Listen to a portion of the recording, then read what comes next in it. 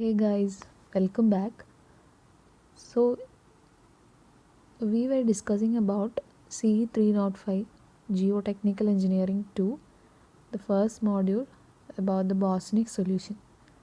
So, ഇനി നമുക്ക് നോക്കാനുള്ളത് Westergaard solution ഉണ്ട്, then Newmark's chart ഉണ്ട്,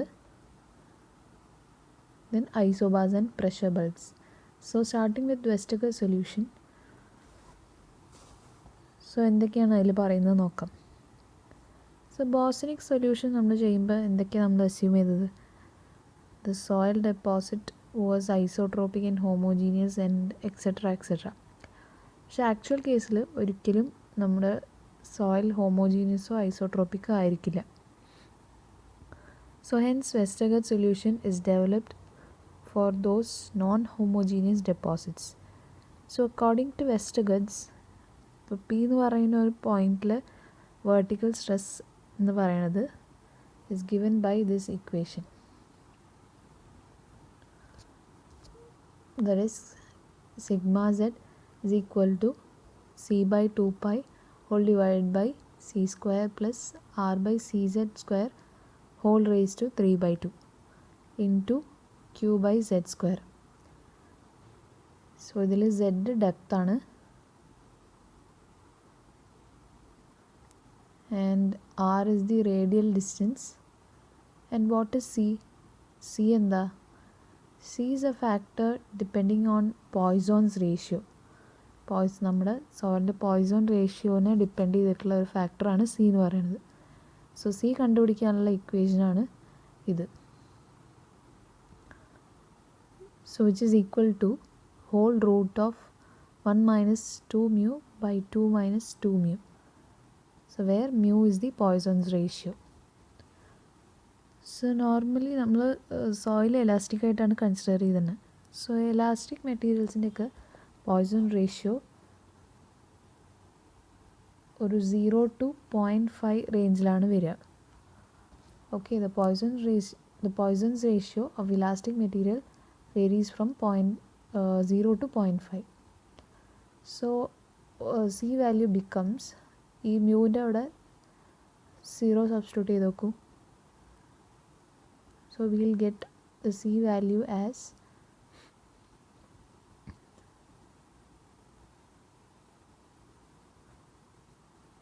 one by root 2. So mu 0 ആയി കഴിഞ്ഞാൽ നമുക്ക് C-ൻ്റെ വാല്യൂ 1 by root 2 കിട്ടും. So substitute this value here. അപ്പോൾ നമുക്ക് എന്ത് കിട്ടും? നമുക്ക് 1 by pi into 1 plus 2 into r by z square whole raised to 3 by 2 into q by z square. ഇങ്ങനെ ഒരു ഇക്വേഷൻ കിട്ടും. So this term is denoted by IW and it's called the Westergaard's influence coefficient. Okay. Now ഒരു problem ചെയ്ത് നോക്കാം. So determine the vertical stress at point which is 3 meter below the ground level and at a radial distance of 3 meter from vertical load of 100 kilonewton. Poisson's ratio is 0. Okay. So Poisson's ratio 0 ആകുമ്പോൾ നമ്മുടെ equation എന്ത് വരും? Here ഇതാണ് നമ്മുടെ equation വരിക. ഇതിൽ R എന്താ തന്നിരിക്കുന്നത്? Radial distance is 3 metre. Substitute ചെയ്ത് നോക്കൂ. R is 3. സെഡ് എന്താ തന്നെ? അതായത് depth is 3 metre and Q എന്താ തന്നെ? Is 100 kilo newton.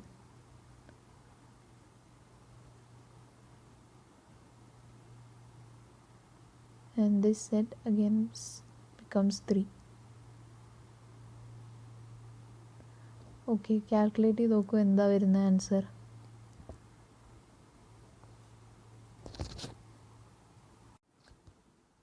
So I am getting it as 0.6806 kilonewton per meter square.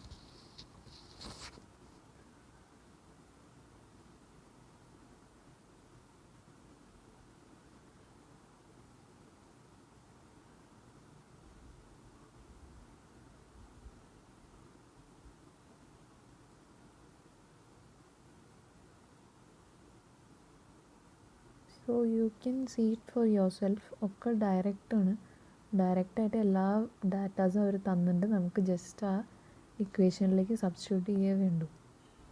Equation മാത്രം പഠിച്ചാൽ മതി. സോ നമ്മൾ വെസ്റ്റർഗട്ട്സിനെയും ബോസ്നിക്സിനെയും ജസ്റ്റ് ഒന്ന് കമ്പയർ ചെയ്യുകയാണെങ്കിൽ, ബോസ്നിക്സിൽ ചെയ്യുമ്പോൾ എപ്പോഴും നമുക്ക് കുറച്ച് ഹയർ വാല്യൂസാണ് കിട്ടുക.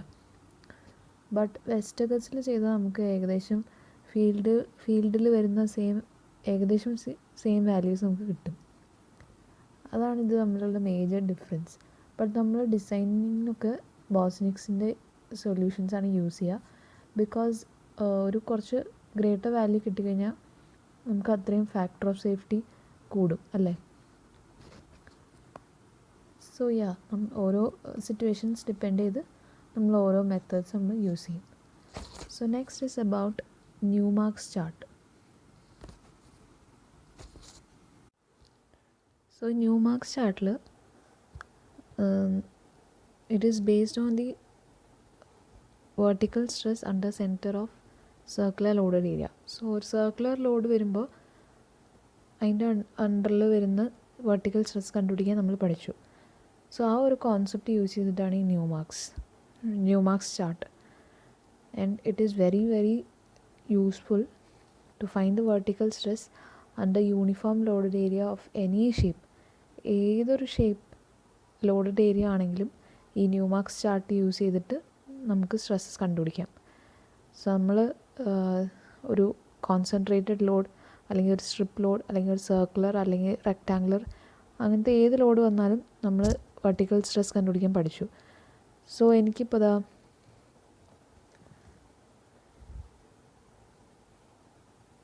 ഇങ്ങനെ ഒരു ലോഡഡ് ഏരിയ ഉണ്ട്, ഒരു ഇറഗുലർ ഷേപ്പ്. എനിക്ക് ഈ പോയിന്റിൽ വെർട്ടിക്കൽ സ്ട്രെസ് കണ്ടുപിടിക്കാം. So this Newmark's chart is gone help. So ഈ ചാർട്ട് നോക്കി നോക്കൂ, കുറേ സർക്കിൾസ് കാണാനുണ്ടല്ലേ, പിന്നെ കുറേ ലൈൻസ് കാണാനുണ്ട്.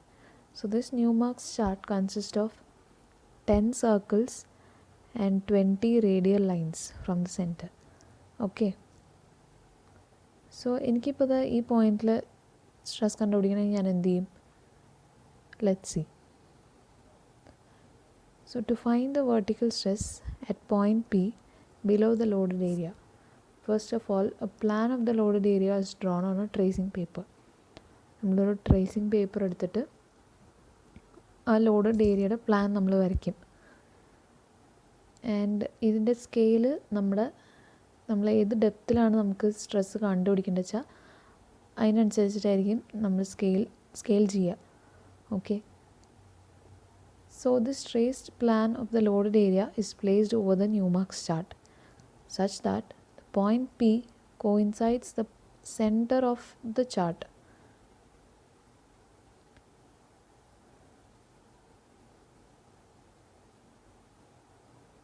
So please assume this as a Newmark's chart. Okay.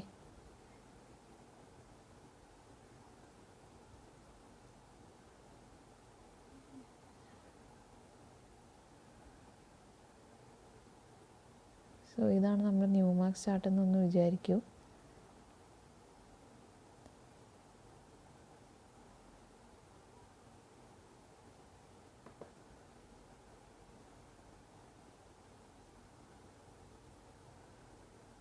So നമ്മുടെ ഈ ന്യൂമാർക്സ് ചാർട്ട് നമ്മുടെ ഈ ട്രേസ്ഡ് പ്ലാൻ ഉണ്ടല്ലോ, ഇതാണിപ്പോൾ നമ്മുടെ ലോഡഡ് ഏരിയ എന്ന് വിചാരിക്കുക.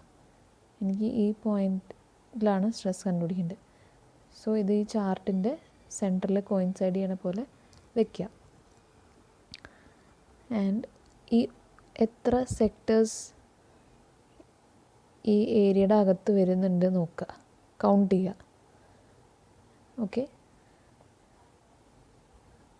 like 1 2 3 4 5 6 7 8 9 10 something. Okay, and we get the vertical stress at point, this is P. Okay, this is point P, is given by sigma z is equal to I into n into Q, where I is the influence coefficient and n is the number of small area units covered by the plan. So നമ്മളിവിടെ count ചെയ്തില്ലേ എത്ര sectors ഉണ്ടെന്ന്, ആ number ഇവിടെ എഴുതുക. Okay, and Q is the load intensity. Hence we get the vertical stress at point P, this P. Okay, fine. Next, coming to the isobars and pressure bulbs. So what is isobar and pressure bulb? So first of all, isobar is a curve joining the points of equal stresses. Okay, നമ്മളിപ്പോൾ stresses കണ്ടുപിടിക്കാൻ നമ്മൾ കുറേ methods പഠിച്ചു അല്ലേ. So ഇന്ന് നമ്മുടെ ground ലെവലാണെന്ന് വിചാരിക്കുക. നമ്മൾ എല്ലാ പോയിൻറ്റ്സിലെയും സ്ട്രെസ് നമ്മൾ കണ്ടുപിടിച്ചു. ഓക്കെ, എല്ലാ പോയിൻറ്റിലെയും സ്ട്രെസ് നമ്മൾ കണ്ടുപിടിച്ചു. ഇനി ഇതിൽ ഈക്വൽ സ്ട്രെസ് വരുന്നത്, സോ എനിക്കിവിടെ ഒരു 10 കിലോ ന്യൂട്ടൺ പെർ മീറ്റർ കിട്ടി, ആൻഡ് ഇവിടെയും 10 കിലോ ന്യൂട്ടൺ മീറ്റർ കിട്ടി, ആൻഡ് ഇവിടെയും 10 കിലോ ന്യൂട്ടൺ കിട്ടി.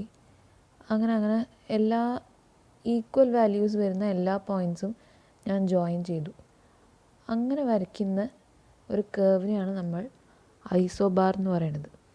Okay, more like are contour plans അല്ലേ. സോ സി, ഈ കർവ് ലൈൻസാണ് ഐസോബാർ എന്ന് പറയുന്നത്. സോ ഈ കർവ്സ് അബ്സോർവ് ചെയ്താൽ നമുക്ക് മനസ്സിലാവും നമ്മൾ ഡെപ്ത് കൂടുന്തോറും നമ്മൾ സ്ട്രെസ്സസ് കുറയും. അതുപോലെ തന്നെ ഈ റേഡിയൽ ഡിസ്റ്റൻസ് കൂടുന്തോറും നമ്മുടെ സ്ട്രെസ്സസ് കുറയും. So this contour, this isobar എന്ന് നമുക്ക് മനസ്സിലാവുന്നത് അതാണ്. And they are useful for determining the effect of load on the vertical stresses at various points. അതായത് ഈ കോണ്ടൂർ നമുക്ക് ഈ ഐസോബാർസ് ഈ സോയിലിൽ വരുന്ന സ്ട്രെസ്സിൻ്റെ എഫക്റ്റ് എത്രത്തോളം ഉണ്ടെന്ന് ഡിറ്റർമൈൻ ചെയ്യാൻ വളരെ ഹെൽപ്ഫുള്ളാണ്. What is pressure bulb? Pressure bulb is the zone within which the stresses have significant effect on the settlement of the structure. So നമ്മുടെ സോയിലിൽ ഉണ്ടാവുന്ന സെറ്റിൽമെൻറ്റിന് കാരണമാവുന്ന ഒരു സോൺ, അതിനെയാണ് നമ്മൾ പ്രഷർ ബൾബ് എന്ന് പറയുന്നത്. സോ ഇറ്റ്സ് യൂഷ്വലി 0.1 Q ഐസോബാറിൻ്റെ അവിടെയാണ് നമ്മൾ പ്രഷർ ബൾബായിട്ട് കൺസിഡർ ചെയ്യണത്. So this zone.